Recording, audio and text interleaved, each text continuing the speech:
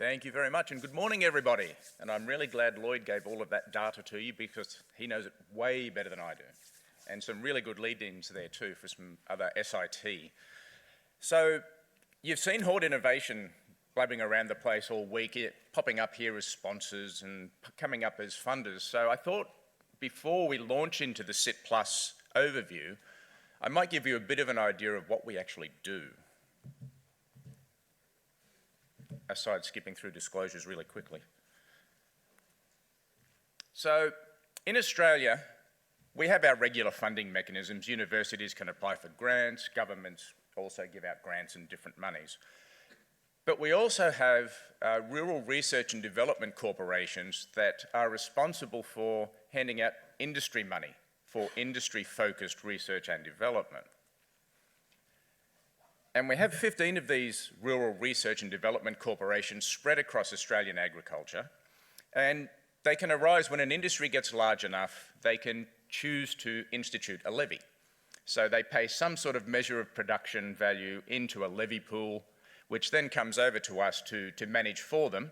And we combine it with federal government money to then go out and, under industry priorities, undertake research and development that can then benefit the competitiveness of those industries. So really trying to help those industries get on their feet, stay on their feet, and then crack open market access as well. So we help them across the whole spectrum of productivity. So you can only imagine how many priorities industries have and how many competing priorities they have to then try to work this money out for them and get the best value for dollar.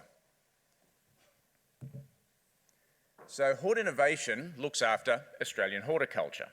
Way back in the day, we were the Horticulture Research and Development Corporation, but we decided a snazzy name might be a bit more fun.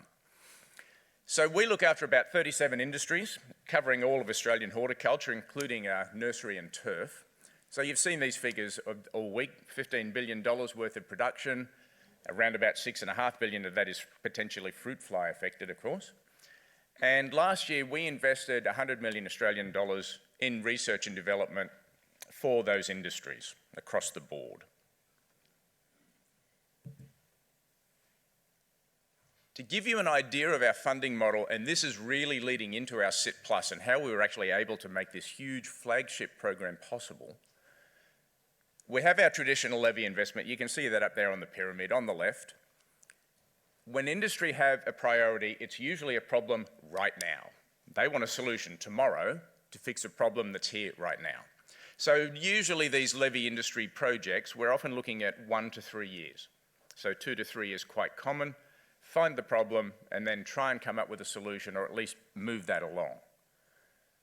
That will include market access projects, things like this.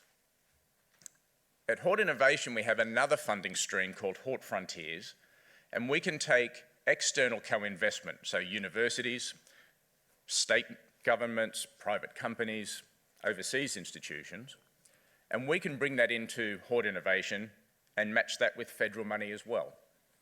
And then we're able to look at longer term projects, potentially much more blue sky projects, genetic engineering type things that may not be possible under our policy development for 10 years, but we can at least get there and be ready.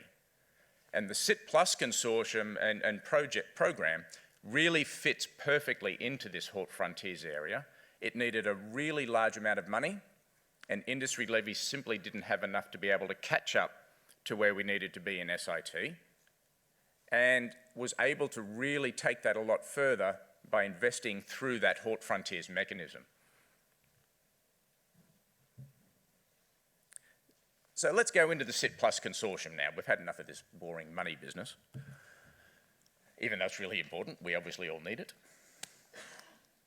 But the SITplus collaboration, and that's what it is. And now where have I heard that this week? I think it was in our first talk. If we go right back to Professor Hoffman's talk, he ended with collaboration, collaboration, collaboration. And SITplus is only possible because of collaboration among so many. And when I get to the acknowledgements, and you'll see a slide coming up in a moment on the partners, there are actually too many for me to put in there. These are just some of the major ones. The number of people and organisations involved is actually mind-blowing when you look at the minutiae.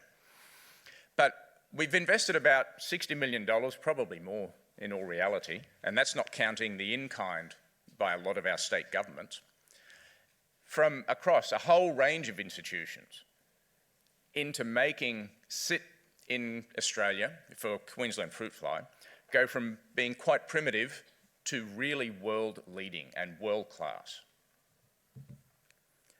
And it's possible through our major partners here. We've just heard from Lloyd, so we've even got the New Zealanders involved. Of course, they don't want Queensland fruit fly either.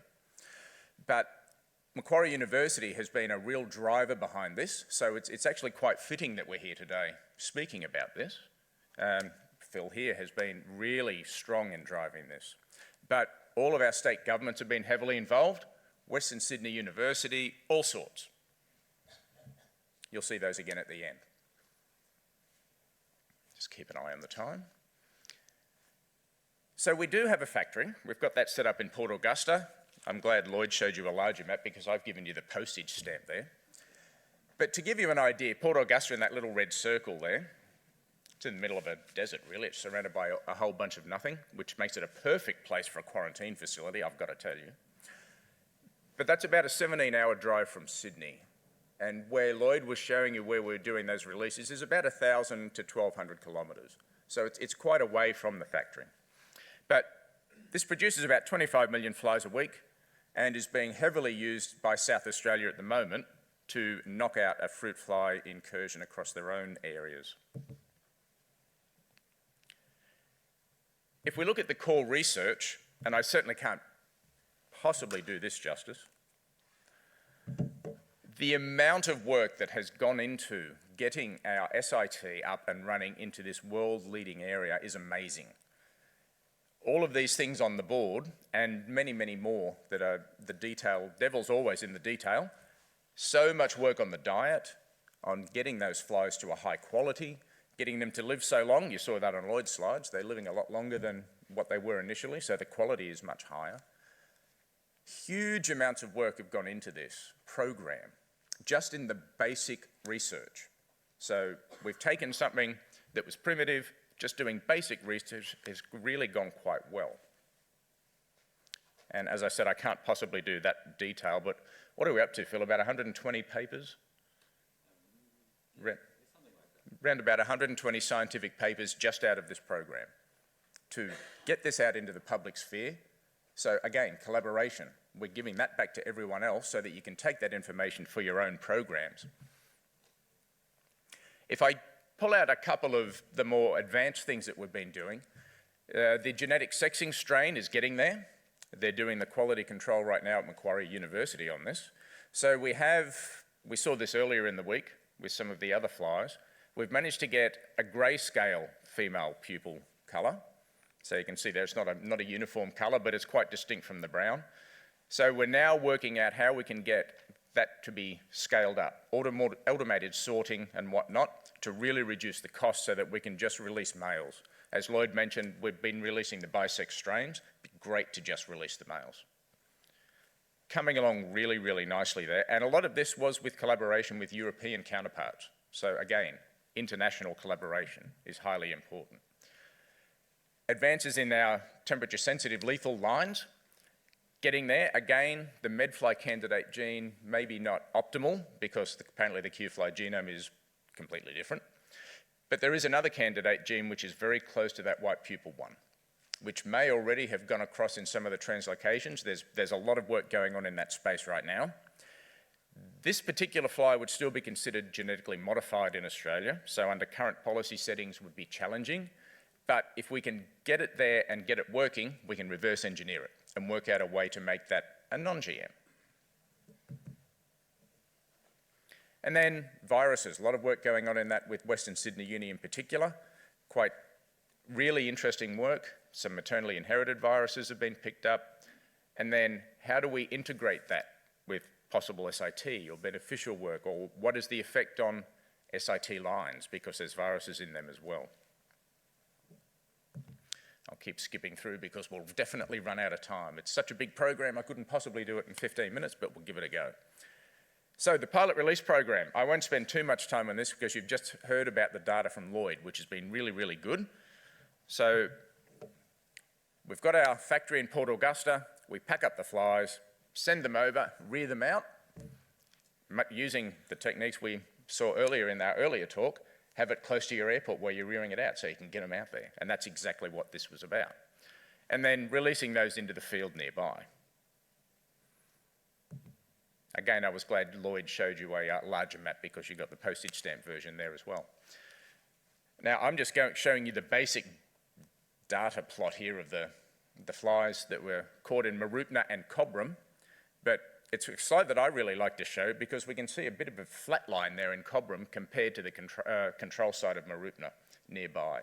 So it's really showing that our SIT program can have an effect on flies in these endemic areas where they become invasive way outside of their natural range. So clearly we have a program that can work. So now we just need to really scale that up and get it moving. So how are we going to do that? A bit more money, I presume. Certainly some more research to go. So we heard about the SIT-MAT combination earlier. That's definitely something to have a look at. Reducing the frequency of releasing the flies, that's clearly going to drive down the cost. So you can see most of the research up here is all about driving down the cost, making it accessible to growers, and being able to roll it out on a really large scale. How do we bring the community in? That's the last one here. But this is something that we've become quite interested in, is this community-based SIT and area-wide management. You'll hear from Ross Aberfield tomorrow on area-wide management, and I can't thank that Cobram growers enough for their help in all of that, and Ross in particular. I'm not going to steal his thunder, but the use of SIT in their area-wide management program is absolutely essential. You don't use it by itself usually.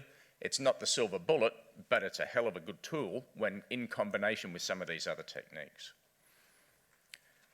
And before I keep blabbing on for too long, I'll just put up our acknowledgements again, but as I said, far too many people to possibly thank all at once. So thank you to all involved. You definitely know who you are. And I'll take any questions.